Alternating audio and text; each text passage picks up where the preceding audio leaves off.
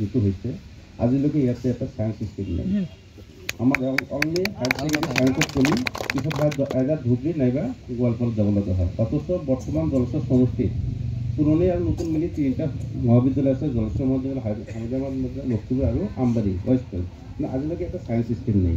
দুৰ্ভাগ্যজনক বিষয়, commerce system higher ছেকেণ্ডেৰীলৈকে পঢ়া আমাৰ ইয়াত কোনো ফেচিলিটি নাই। গতিকে মই আপোনালোকে জৰুৰী গভৰ্ণমেণ্টক অনুৰোধ জনাইছোঁ যে শিক্ষাৰ ক্ষেত্ৰত এটা জাতি উন্নত বা এটা ঠাই উন্নত কৰিবলৈ শিক্ষাটো অনিবাৰ্য, ডেভেলপ হ'বই লাগিব। গতিকে যিহেতু আমাৰ মানুহ আগবাঢ়ি আছে, সঁচা কথা আগতকৈ বহুত শিক্ষিত হৈছে, কিন্তু যিটো লেবাৰ শ্ৰেণীৰ মানুহ বা যিমান কষ্ট কৰি মেথছ হোষ্টেল থাকি বাহিৰত পঢ়াটো অসম্ভৱ হৈ গৈছে। গতিকে আপোনালোকৰ যোগেদি আমি অনুৰোধ কৰিছোঁ, অন্ততঃ জলস্বৰ মহাবিদ্যালয়ত বিল্ডিঙৰ অভাৱ নাই, অকল ছায়েন্স ছিষ্টেমটো খুলি বৃত্তি কৰাৰ কাৰণে ইয়াতে সুবিধা কৰি দিলে আমি নিখোজ জলস্বৰবাসী উন্নত হ'ম বুলি আশা কৰোঁ।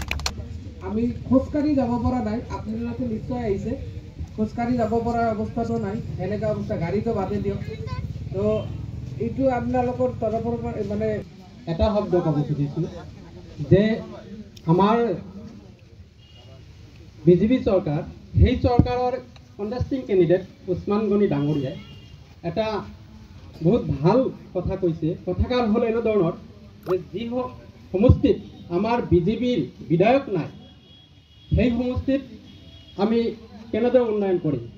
তে মই ক'ব খুজিছোঁ, যি সমষ্টিত আপোনালোকৰ বিধায়ক নাই, সেই সমষ্টিত জনসাধাৰণৰ ৰাইজৰ পৰা কিয় দাম বৃদ্ধি বেছিকৈ লোৱা হয়, দাম কমাই দিব লাগে। কাৰণ ইয়াত টেক্স লোৱা হয়, যদি ৰাইজৰ পৰা আপোনালোকে টেক্স ল'ব পাৰে, কিয় কাম কিয় কৰিব নোৱাৰিব? এটা উত্তৰ আমাৰ